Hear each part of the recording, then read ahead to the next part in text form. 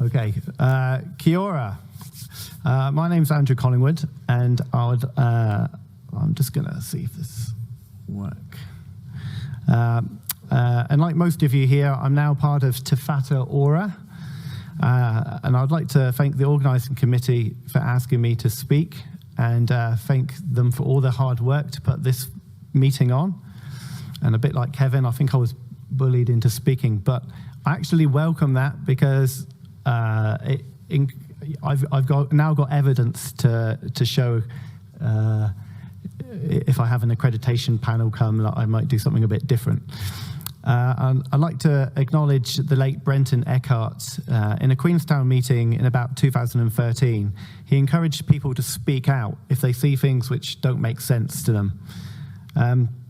So continuing from last year's virtual meeting, when I talked about the many dogma issues associated with a one-off salbutamol response, today in my 25-odd minutes, I'd like to cover two issues which have really caused my gut to shout out at me over the years, and I hope to show you why they really grind my gears, and hopefully you'll agree with them by the end of it.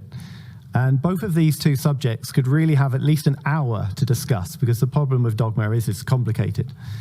So I gave a talk in Queenstown in 2017, and that was the title, and I went through the many aspects of how VO2 in a cardiopulmonary exercise test is really modifiable, such as practice tests, training, possibly drugs.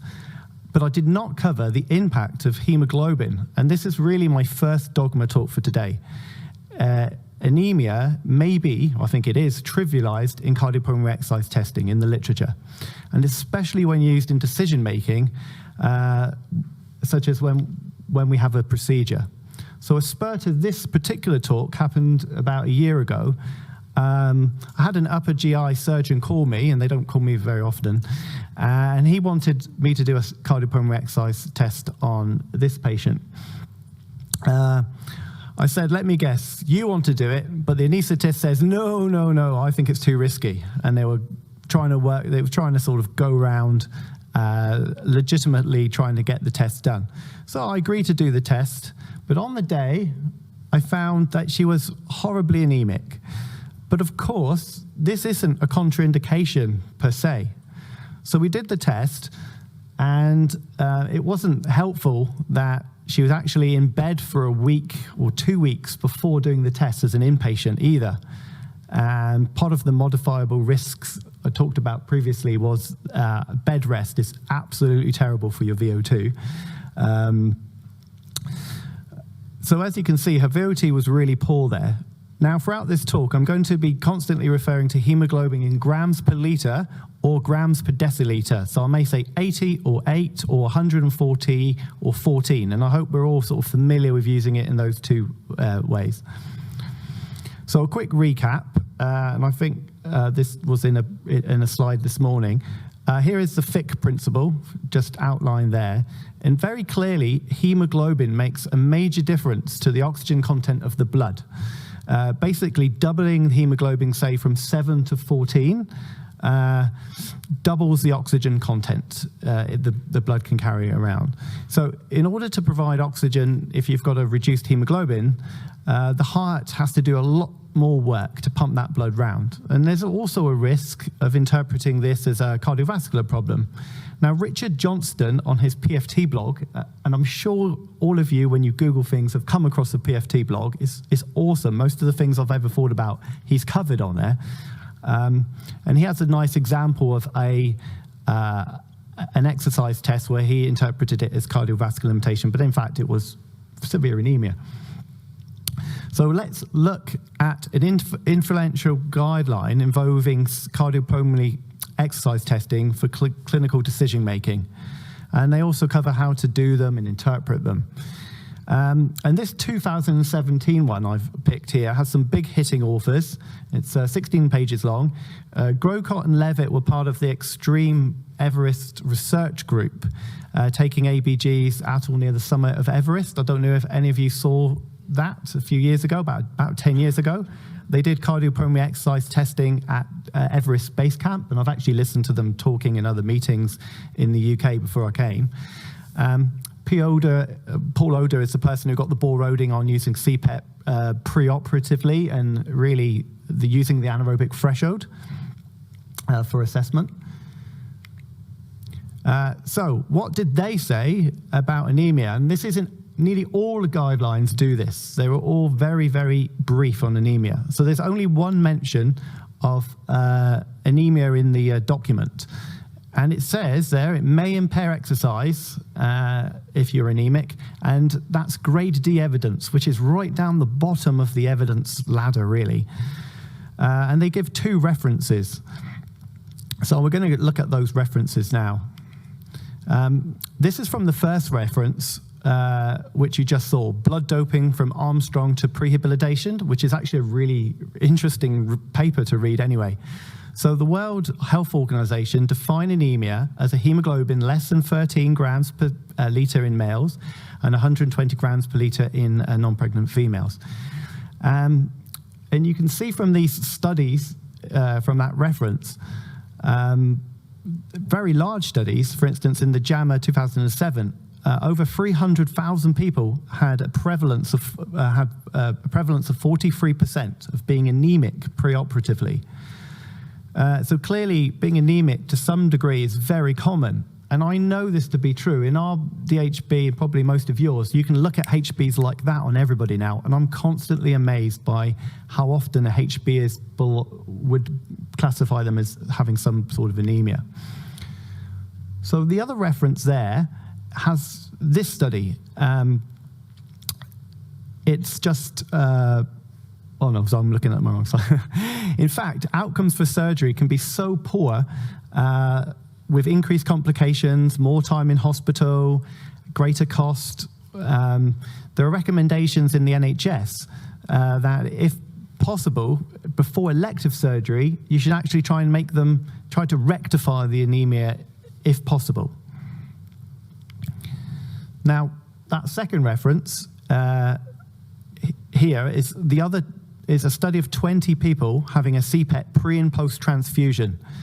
And I've chosen this reference to show because it's using the anaerobic threshold, which is what is now very fashionable, not in our DHB because we don't have the resource, but a lot of places, especially in Australia and in the UK, are doing pre-operative cardiopulmonary exercise tests specifically to get the anaerobic threshold.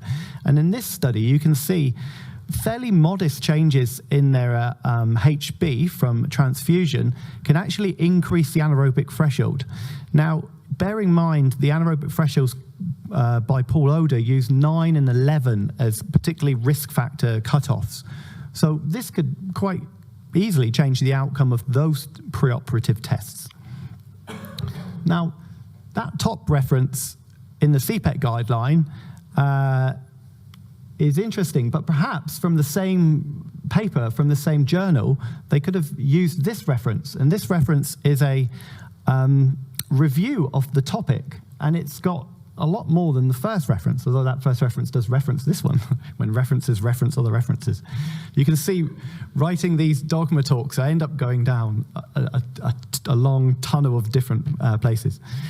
Now, that second reference is actually awesome because what they've done, of course, is pull together lots of other studies. So I'm just going to try and read this slide, which I made really small now. But this is a sort of composite graph showing 9 studies, 48 hours after hemoglobin manipulation, transfusions or dilutions. And you can see the effect of the change in VO2 and the quite sometimes modest change in the hemoglobin percentage at the bottom there. So universally, VO2 increases when HB increases by red blood cell infusion. VO2 max and exercise endurance increases when the HB increase by use of EPO, which is banned in sports, in healthy individuals, in athletes, and in patients with heart failure. And it also increases if you give people iron supplements and treat their anemia, if they're iron deficient anemia. So not all studies have found this relationship. And this paper goes to say, well, when they haven't found the relationship, why is that? Well, they suggest it could be the small quantity of blood being infused. There was insufficient time for the body to adapt to the normal hemoglobin concentration post-venesection, or inadequate storage of the red blood cells they were infusing. And that's how Armstrong doped himself in one of the Tour de France's. I don't know if you watched that documentary. He harvested his own red blood cells and doped them back to himself. Well, some of them did. And then they reference 2 studies which show basically the VO2 max increases by approximately 1% for each 3 grams per litre over the range 120 to 170 grams. Now, I've put a caveat in there. If, in like my lady before that you saw, if you were limited purely by your anemia, you're going to have a much bigger sort of effect if you increase the hemoglobin.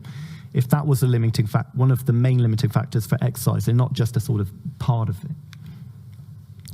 So, more rabbit holes when you go into this area. Studies show that the total hemoglobin mass is the thing that's more correlated with VO2. And there's a definition on there you can read as I'm talking. This study shows how VO2 changes with that total mass of hemoglobin. And there's even an interesting carbon monoxide method of measuring the total hemoglobin mass. And that's probably just something to think about, that it's not just hemoglobin concentration that may be affecting things. And just to sort of not expand on that, but just to double down on that, really. There was a paper from the BJA, the same 2017, the same just before the other 2017 CPET guidelines came up, and they said the same thing. And so even in here, there's some dogma in this passage here. I'm going to just point to it. It says. Indeed, in healthy individuals, HB is not significantly correlated with either VO2 peak or maximal VO2. So this is a kind of the normal dogma that, yeah, hemoglobin doesn't really affect VO2 in normal people. Well, actually, probably does, but it really does in anemic people. But again, there's more to it. There's this total mass of hemoglobin, not necessarily the concentration. So anemia trivialized in CPET. My conclusions for this is testing in severe anemia will reduce exercise endurance and produce a low VO2 and a low anaerobic threshold. Now, will this outcome harm the person? If I got my person on our treadmill and then I hit them on the knee with a hammer and then they did poorly on the treadmill test, I mean, I would expect that, wouldn't I? So it shouldn't be unexpected if someone's really anemic, they're going to have a low VO2. So we should be advocating for the patient. Do the patient no harm. Should we test if it's going to affect the decision making? For instance, if they're going to have a lobectomy for lung cancer surgery, and we know that the mortality outcomes are much better if you get surgery, should we be saying, hang on, let's go away and get your HB higher? Should we be ruling it out in really anemic patients? Should we do some sort of correction factor or change of predicted? From my next part of the talk, probably that's not a good idea. Interpretation without a known HB may infer false cardiovascular limitation in some cases, so you should really have that on the radar to have a look at it. There's this whole impact of total hemoglobin, which is certainly a talk for another day, and a deep dive into the difference between that and hemoglobin concentration. And blood doping before a cardiopulmonary exercise test. Should we give everybody a blood transfusion and do really well? I mean, it's like giving someone a bronchodilator before trying to find out if they've got COPD, which supersizes their FEV1. Well, I found this really cool quote in my readings, and it's from this side of the hemispheres. Blood transfusion is like a marriage. It should not be entered into lightly, unadvisedly, or wantonly, or more often than is absolutely necessary. So probably not dope them with red blood cells. So my next talk, and this is something which has bugged me for years, and I've got a bit of a backstory about this. So you can read this, if you don't worry about looking at the poster, because I've tried to summarize it on the right there. So my next dogma talk borders on blasphemy, and it really does, in respiratory physiology, because I'm questioning coats. In the UK, I regularly tested pre and post chemotherapy patients, and I was the main person testing, and I saw nearly all of them. And I noticed something over the 10 years in the UK before I came over here working all the time. If they were very anemic, the DLco would be low even after the hemoglobin correction was made by Coates. They had no respiratory symptoms. They had normal spirometry, or the spirometry hadn't changed if we'd done it before. And they had normal lung volumes and VA. So the post-corrected low DLco would look like a pneumotoxic issue. Now, pneumotoxicity in chemotherapy can happen, but it's not as certain, it's not as common as I was seeing. And there are lots of chemotherapy regimes with different agents used with different toxicity profiles. Now, some of these patients I would get back for retesting. Oh, how could it possibly be low? There's no reason for it. Some went on to have CT scans to try and research why the DLco was low.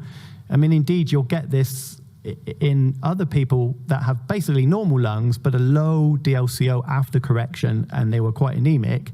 Why is that? And they might go on to have a CT scan to find out why the DLco is abnormal. So at the time, I reached out to the ARTP forum because I didn't have much support in Plymouth, and there was radio silence about this issue. So I moved to a different correction that my software could give. It's called Hilpert's. I put that on, boom, fixed it. Never had a problem again. So sorted. Then I came to New Zealand, and at one of my first TSANZ ANZSRS meetings in Australia, I think it was in Adelaide, I saw this poster from the Christchurch lab, and I'd like to thank Jan, who I was hoping to meet today, but he's not here, for sending me the poster. And when I saw this and I read it, and you've probably read it as I've been yapping on, it was like, eureka, yes, this is what I saw. This is why Coates didn't work. So in their first reference to that poster is this study. This was published in Bone Marrow Transplant in 2013. It's found easily in PubMed. And basically, in this sample of 73 people who had a stem cell transplant, the Coates correction gave lower values of DLco, so they falsely inflated the risk of mortality that was present if the Dinacura was used. Because of the way it feeds into the index that's created. So very clearly here in this case, use Dinacura for these people. And this was life and death stuff because it changed some of the decision-making processes. Is there more? Well, there actually is quite a bit more. I'm just showing you this one example from 2019, a study along the same lines as the poster, but this time using testicular cancer patients receiving bleomycin. Coates undercorrects and leaves low observed DLCOs, again, overcalling the potential for lung injury, and so giving false positives and interfering with the decision-making process. And the conclusions are that you should actually use a Dinacura adjusted, because that is what was used to create the risk index that they're using in these hematology oncology type patients. So I'm wondering how many people have seen this, but obviously not, published. Well, let's look at the 2017 ERS ATS standards. 2017 seems to be coming up a lot in this today for some reason. This is also 2017. Now, if you've ever written protocols in lung function, as I have, you'll be really familiar with this document. Okay, they're very technical, and there's lots of arguments in there about the measurement of DLco, like the gas composition used and the altitude corrections, and some of these only have a really small effect on the measure in reality.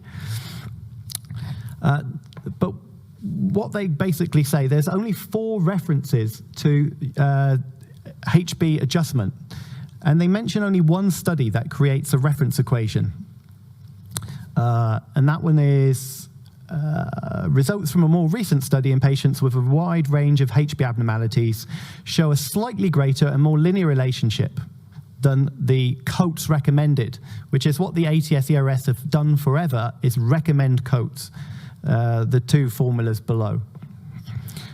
They also list another, we'll just look at there's the 4 references. There's nothing in those about using alternative corrections in chemotherapy patients and the risk indexes that use Dinacra. And I'd like to note that the first reference, Mosenifar, actually also created a reference equation themselves, but that wasn't mentioned in their 2017 guideline. But let's look at the Miranda study that they have referenced that was generally consistent with Coates. So, in the Miranda study, they acknowledge Coates is recommended by the ATS-ERS, but they also observed that the Coates correction underestimated DLco correction in anemic patients in their own anemic cohort. So they made their own equation using their anemic patients. And they found it to be linear, not curvilinear like Coates, and they found it to be 2.7 on average, higher than the average measure of 15. And that is 18% higher than Coates. And so for all of us in the room that do these corrections every day, 18% higher DLco than Coates is certainly, in my opinion, not consistent with Coates, as the ATS 2017 statement states. So in my dogma talks, I see this a great deal. A reference to support a statement, but when you look at the reference and read it, it's not necessarily the case. So what have we got? What can we do to choose? How can we choose our corrections? Well, if you've got the equipment we've got and you've got Century Suite 3.x, now we don't have that, we've got 2.19. When we get 3, you're going to have these 4 choices. And they've added the Dinacra equation in there.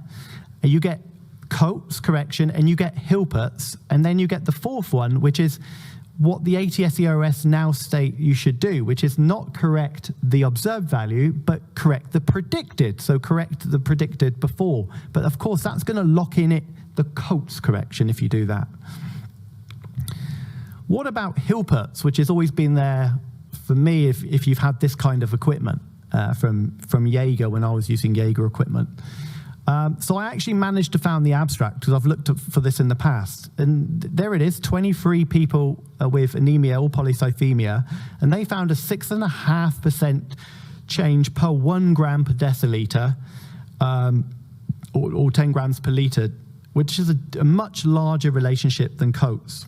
And they confirmed the theory of, I'm just going to say K and M, Koyarama, and I can't say it, but I believe these are studies done in anesthetized dogs.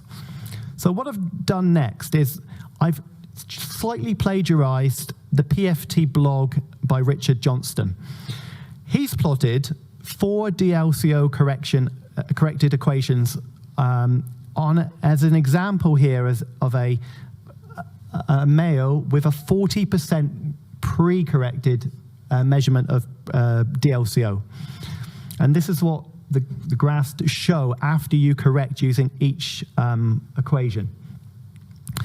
And in Excel, I put the Hilpert's in, and then I matched all the scales and blonked it over the top and made it transparent. So you can actually see Hilpert's is matching Dinacra closely, which is a relief for me. And so it's not out there in that respect. So what I've done on the right is I've gone through the studies and how they're made up. So Dinacra in 1970, 50 people, broad age range, 28 had a HB 6.7 to 12.7, so were anemic. So there's actually normals in there as well. Hilpert's in 1971, the abstract you just quickly saw, 23 people with anemia and polycythemia.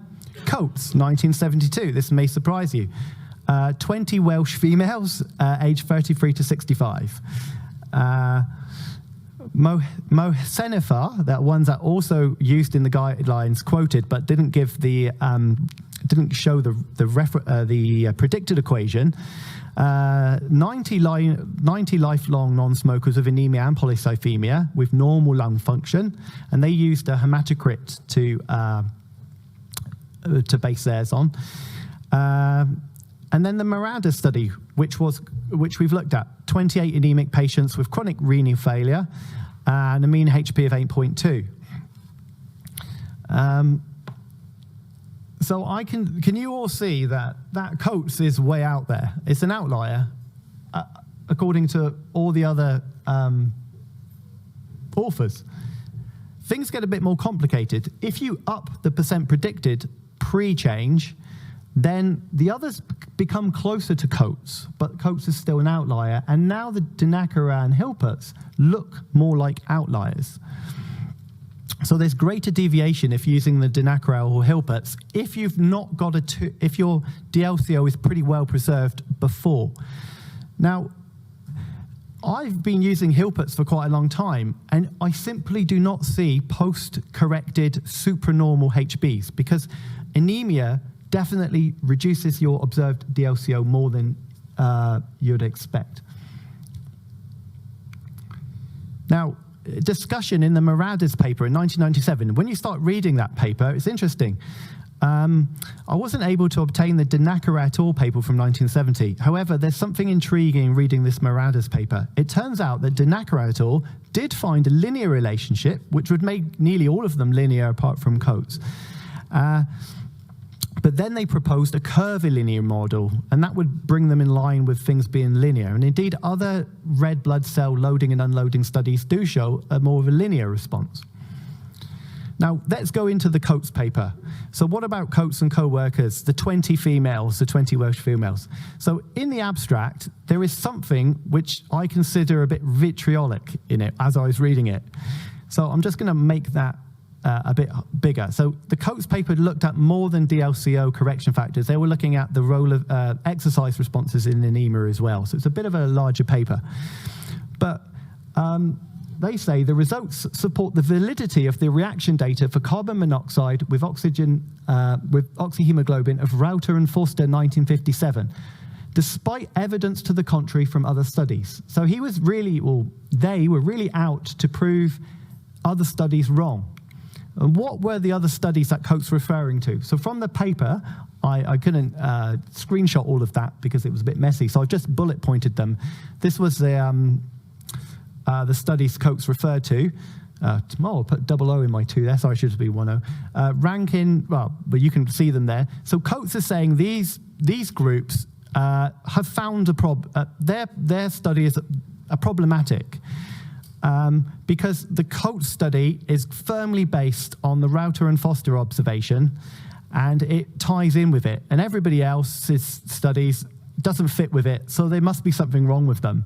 And they say, thus either the results for the reaction rate are incorrect, which is proposed by Rauter and Foster, or the studies quoted have factors which contributed to the observed changes, which is, I think, a little bit of a dig at them. So my conclusions for this are clearly in severe anemia, caused by chemotherapy, harm may be caused if you use the Coates correction. And this is really important stuff. There's evidence, I feel, to question the validity of recommending the only using Coates correction in all circumstances. The ATS-ERS 2017 guidelines on HB correction, I think, ignore or misrepresent evidence. I'm not sure if the literature review was that great, if I'm honest. They failed to acknowledge some patient cohorts require different correction. Certainly that could be the case. There's a dogmatic reliance on the Rauter and Foster equation. The basic assumption is that the ratio between the membrane component of diffusion and the capillary blood volume is a constant of 0.7 over a wide range of DLCOs and hemoglobin values, which you saw in the guidelines, the bit I ringed in red at the top, where they quote, the Coates is correct because the theory is correct, it matches. So just because it's the most scientific, it doesn't make it the most correct. What about the other factors? There's more to DLCO than just that component. And now there's the validity of changing the predicted and not the observed by only the Coates method, because that's going to lock in manufacturers to only offering the Coates only correction in their equipment. So in 1971, the Coates and co-workers' own words in their own paper, they said, as in on the correction of transfer factor for hemoglobin concentration, there is still further work needed. Although his work then got made into the thing that we use. So just to finish off, it's just similar to my last dogma talk. There's a quote by Richard Feynman. I think there's enough experiment there to show that correction doesn't work in severe anemia, certainly. And there was some dogs involved in. So a lot of the studies agreed with anaesthetized dog studies of DLco. So I thought I'd try and find a dog reference there. Okay, thank you.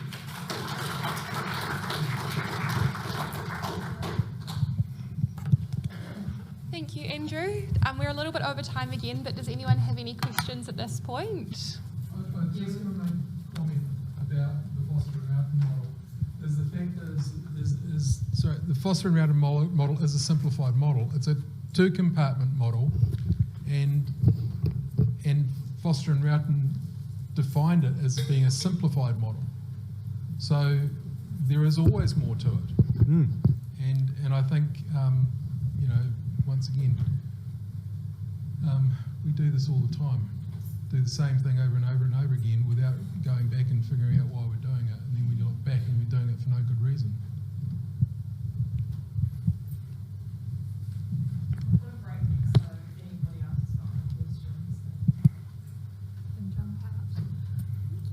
I just wonder how many people see that in their day-to-day practice. Someone quite anemic, they correct the DLco. There's no reason in the lung function that they should be a low DLco, but it's low still. And it confuses the people that have to report, because then there's an isolated low DLco. You see it only in anemia. But no, you might see that more.